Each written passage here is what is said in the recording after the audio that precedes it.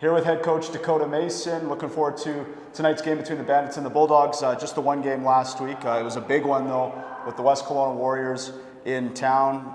You guys were able to erase that deficit in the second. And once again, you're tied going to the third against West K. Ultimately, though, they get the win. What stood out to you in your mind about the game?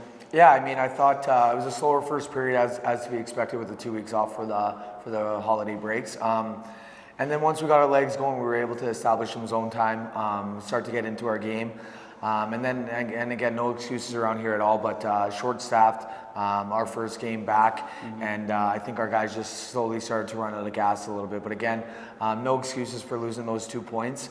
That's now 6 points we've let slide with those third periods with West Kelowna as well. So yeah, it's definitely something we need to improve on going forward. That's a team we're gonna have to beat to get to where we want to get to ultimately. So yeah, I was pleased with the performance, but yeah, I'm looking for a better result tonight for sure. I thought that the second period of that game, you guys looked great. I mean, what were you seeing from the team in the second there? Yeah, I mean, that's when we really started moving our legs. That shift of Boozman, Dufour, and Delevka really got us going. They were all over the pucks. They generated a few chances, and then we were able to roll our lines after that. So the blueprint is there for us. I think every time we have a successful game or a successful period, it starts with our forecheck and being able to turn pucks over. It's just about making sure our guys understand the importance of that and making them realize how much different our game is when we're on pucks and we're hunting D and hunting sticks as well. Leon Boozman, I want to ask you about him. He made his debut with the team last Saturday. We got to see Leon a couple times before Christmas, those 2 games against the Vernon Vipers, but what did you think of his first game with the team? Yeah, I thought he was good. Moved his feet well. It was quick getting him here and then getting comfortable with the systems and then into the lineup. He had some travel delays as well, so he's a lot more comfortable with the systems now, a lot more comfortable in the room and in the environment that we have. So I know that he's going to move his feet again today. He's got his terrific shot. He's got a knack for the net. He's a big body. He's hard to move off the puck. So those are all things that we were looking for, and he showed flashes of that in that first game. And like I mentioned, just the more time he has to get comfortable around here, the better Leon we're going to see. But yeah, I was very impressed, and then for him to get that tip goal in the last couple seconds there, that's what he does. So he has a good idea of where he needs to get to for those prime scoring chances. Another forward I want to ask about is Matisse Dufour. You look at the last month and his travel, going to Slovenia for the tournament, coming back to play those 2 games before Christmas, then going back to France. But then I look at his games. I mean, he had a 5-point game against Sherwood Park there before Christmas, and he had 2 goals in the West Kelowna game. So what have you seen from him in the craziness of it the last month? Yeah, exactly that. I think one thing that gets forgotten pretty easy is he was coming off of knee surgery over the summer, so it took him a little while to get his game going. But he's a coach's dream. You know exactly what you're going to get out of him every single shift. He's very competitive. He's hard on pucks. He's a key part of all our special teams, plays in the final minute. I could go on and on about a player like Mathis Dufour, but yeah, he's a terrific player. He's starting to get that confidence back that we saw at the end of the season last year, where he grew his role into ultimately being a key contributor down the stretch for our championship team. So to see him rounding back into form is great to see.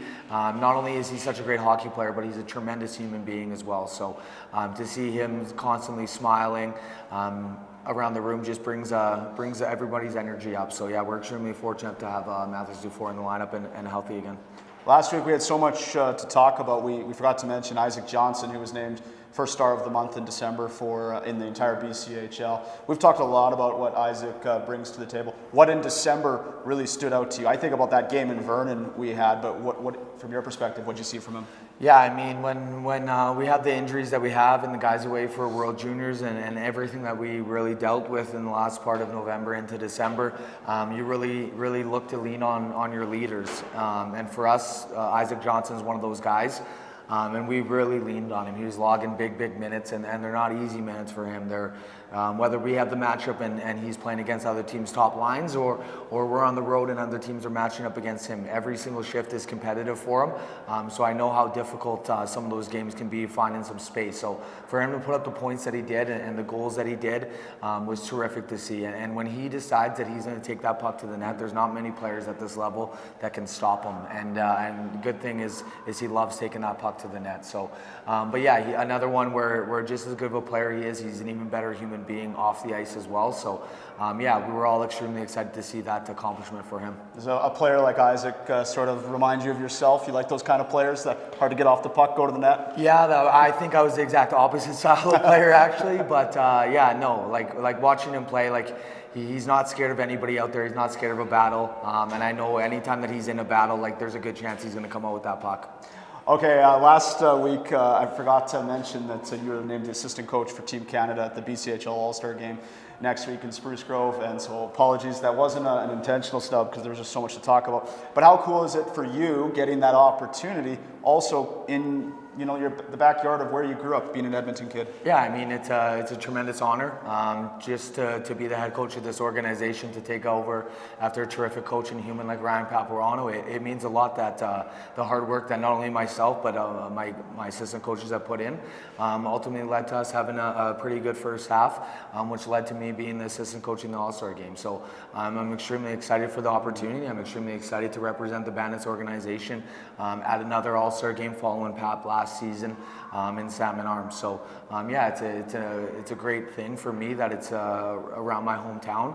I'm going to be able to stay with my parents. So I'm really looking forward to the weekend. I know the BCHL is going to do a great job hosting the event, and I know Spruce Grove in that new arena is also going to be a great host as well. So not only myself but the other members of the Bandits organization are all extremely excited to head down to Spruce Grove for the event. Now we can't forget Bay either, of course. It's her birthday today. Happy birthday, Bay.